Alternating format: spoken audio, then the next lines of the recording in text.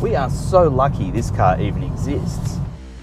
I mean, if Nissan used a spreadsheet to decide what sort of new performance car to build, there's a mighty good chance it would be either a hybrid or electric SUV, not this. Take what Ford's done with the Mustang Mach-E as a prime example. But is the new Nissan Z actually any good? Keep watching while I go through it from top to bottom, and if you're looking for more detail, you can read it in my full review at the CarsGuide site.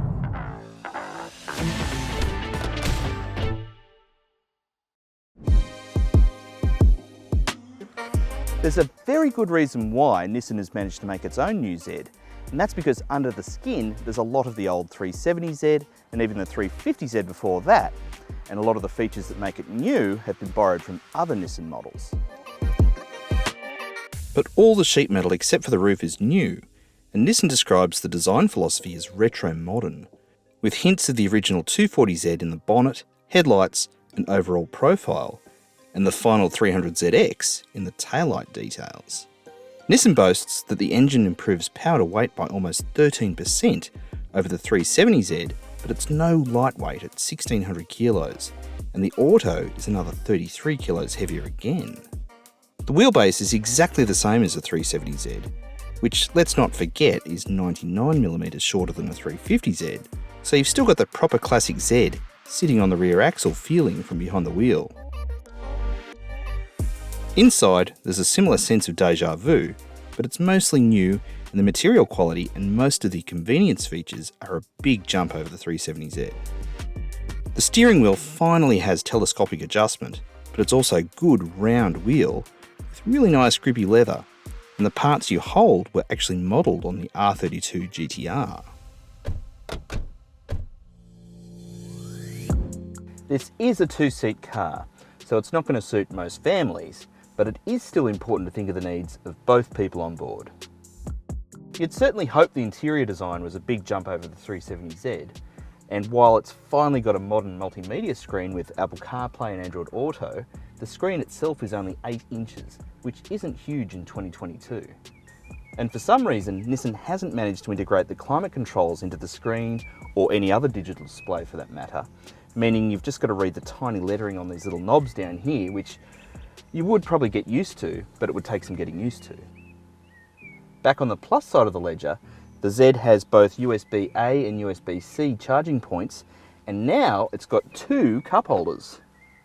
The bottle holders in each door though aren't fantastic though, and the 500ml bottles we were carrying had a habit of falling out onto the floor as soon as you started to enjoy the Z's performance. One great place to store stuff when you're going fast is behind the seats, and the 370Z's cubby holes are still back there, which are great for carrying things like a laptop bag. Now I did say the Z won't suit most families, but it does have a bit of a trick up its sleeve in that it's got Isofix and top tether mounts for a child seat, so you can carry a child up here if you need to. And then under the hatch is really quite familiar, although the space is now 6 litres larger. It's not huge, but there's enough room back here for a weekend away for 2, and then under the boot floor there's a tyre inflation kit and a subwoofer.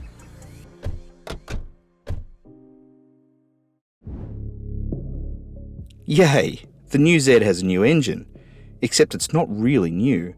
We saw the same twin-turbo 3-litre petrol V6 in the Infiniti Q50 and Q60 Red Sport as much as 6 years ago. But that doesn't matter, because it's 53 kilowatts and 112 newton meters stronger than the naturally aspirated 370Z, and bang on what Nissan reckons modern road tyres can handle. That is, about 150 kilowatts per driven wheel, and it's got launch control to make the most of them. Nissan isn't quoting performance figures aside from the 13% improved power to weight ratio, but we're still rejoicing that the 6-speed manual remains, and it's expected to be chosen by 40% of Z buyers. It's pretty much carried over from the 370Z, but modified for extra strength and improved shift feel. The Auto is a bigger story though, upgrading to a 9-speed unit, which is related to the one found in numerous Mercedes models, and also sees duty in the Nissan Titan truck in the US.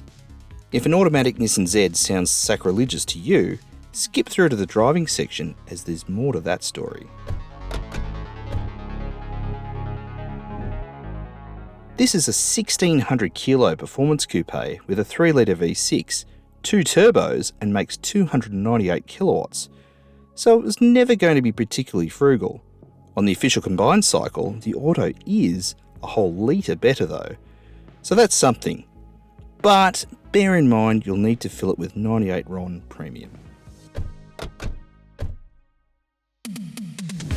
Usually I'd raise both eyebrows when a new model jumps more than $20,000 in price, but the new Z's engine, features list and safety gains dull that blow significantly, and it's about $13,000 cheaper than the cheapest version of the Supra. This is for the regular Z coupe though, with the Proto Launch Edition sold out before launch. Fear not though, you can still get yellow if you want to look like a Proto, or choose from another 8 colours. As I mentioned under Practicality, the Z finally gets a modern multimedia screen with CarPlay and Android Auto, and while that screen is a bit small at 8 inches, the 12.3-inch driver instrument display is bang on what you'd expect it to be.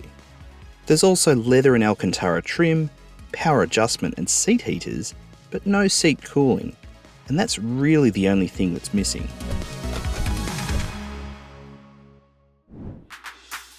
My first impression of the new Z is that it's really not an all-new car.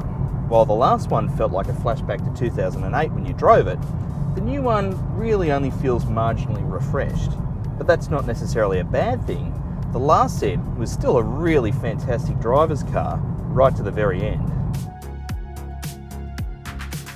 That new engine really is the headline act, and even though it's now got 2 turbos, the power is still delivered really quite progressively, which makes life a lot easier on those rear tyres and also takes the fear factor out of driving fast on patchy surfaces.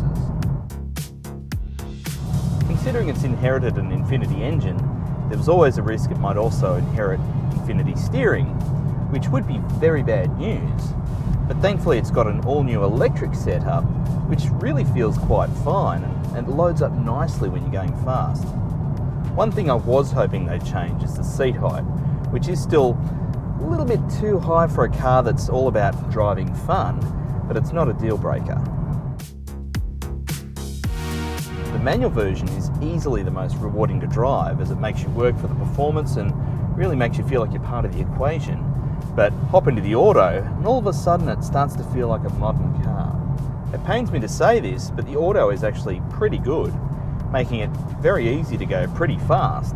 And then it changes personality quite comprehensively with the flick of a switch into sport mode, holding gears longer and also proactively downshifting under brakes, so you're always ready to punch out of a corner.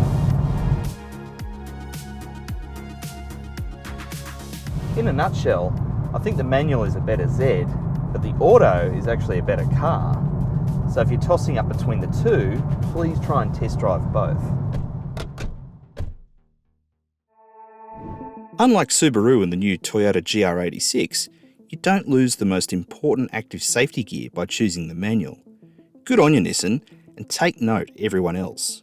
The new Z is yet to be rated by ANCAP, and don't hold your breath because the 370Z never was, but the new model ticks all the important boxes for active and passive safety features, at least. Nothing too exciting here, but nothing disappointing either. Like all Nissans, the new Z comes with the industry standard 5-year unlimited kilometre warranty, but it impressively includes roadside assistance for the duration. It also comes with cap price servicing, which is reasonably priced for such a performance car, and service intervals of 12 months and 10,000 kilometres are pretty convenient.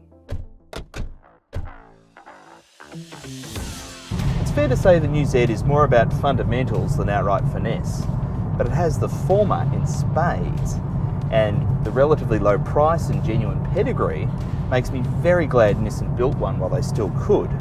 We are very lucky.